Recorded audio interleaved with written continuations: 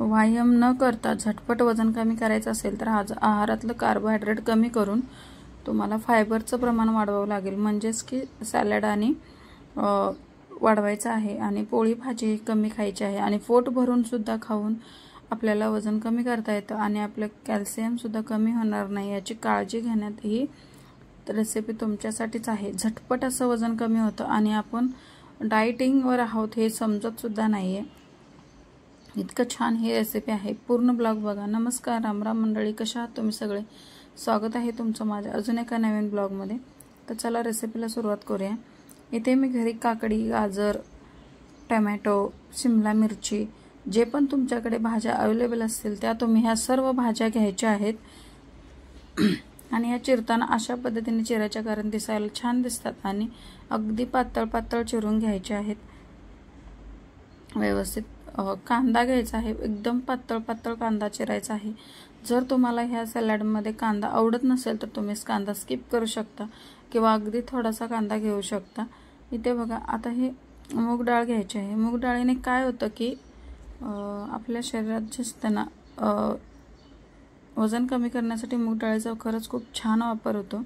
ते बीट सुद्धा घेतलेला आहे। शिमला मिरचीच्या बिया काढून घ्यायच्या आहेत आणि व्यवस्थित अशा पातळ पातळ काप करून घ्यायचे। शिमला मिरची आपण थोडीशी फ्राय करून घेणार आहोत। पत्ता कोबी सुद्धा घ्यायचा आहे। जे पण तुमच्याकडे अवेलेबल भाज्या असतील, आता इथे लसूण 3 ते 4 पाकळ्या घेतलेल्या आहेत, ते पण भाजून घेतलेला आहे। शिमला मिरची सुद्धा आपल्याला थोडीशी फ्राय करायची आहे, जास्त असं काही नाही। ज्यांना कच्ची खायची ते कच्ची सुद्धा खाऊ शकतात। इथे बघा, मुगाची डाळ रात्रभर पाण्यात भिजत घातली होती, मगाशीच मी तुम्हाला सांगितलं।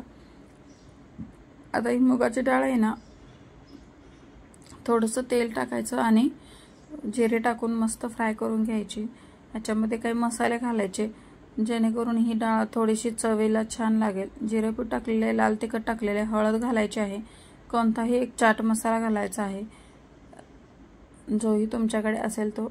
मस्त थोडंसं पाण्याचा शिंतोडा द्यायचा आणि व्यवस्थित अशी ही डाळ परतवून घ्यायची। जास्त असा वेळ लागत नाही, पण अगदी हलक्या हाताने व्यवस्थित असं परतवून घ्यायचे। आता पाण्याचा शिंतोडा द्यायचा, झाकून ठेवायची 2-3 मिनिटांनी, परत पाण्याचा शिंतोडा द्यायचा, झाकून ठेवायची, चवीपुरतं मीठ घालायचं। जास्त 5 ते 7 मिनिटांमध्ये ही डाळ आपली शिजते। शिजले की नाही बघायची आणि डाळ आपली तयार होते।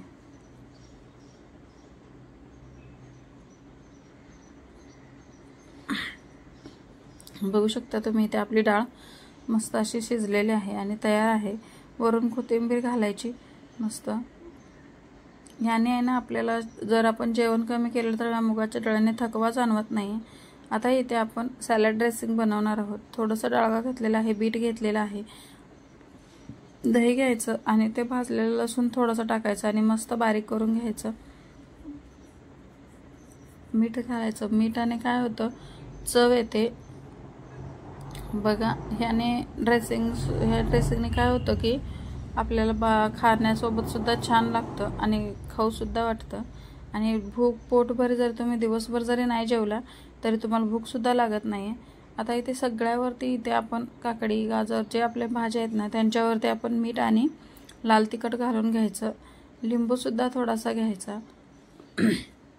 आता हे इथे 2 ते 3 लोकांसाठी हे सॅलड आहे, तर तुम्ही याच्यापेक्षा कमी किंवा याच्यापेक्षा जास्त तुमच्या घरी सुद्धा कोणी असं डाएटिंग करत असेल तरी सुद्धा तुम्ही हे ट्राय करू शकता आणि नक्की ट्राय करा। तुम्हाला अगदीच वजन झटपट असं कमी होतं।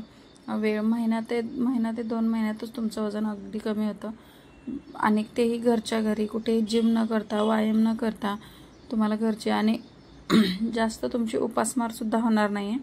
याआधी एक मी स्मूदीची रेसिपी अपलोड केली होती, तीही तुम्ही जाऊन बघा। एका टायमाचं जेवण तुम्ही स्किप करू शकता अशी ती स्मूदीची रेसिपी मस्त अशी आहे।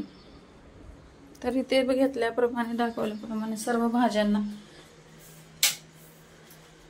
बघा, इथे मुगाच्या डाळीचा वापर जरूर करा, ज्याने की तुम्हाला थकवा येणार नाही, अशक्तपणा येणार नाही आणि पोट भरल्यासारखं सुद्धा वाटेल।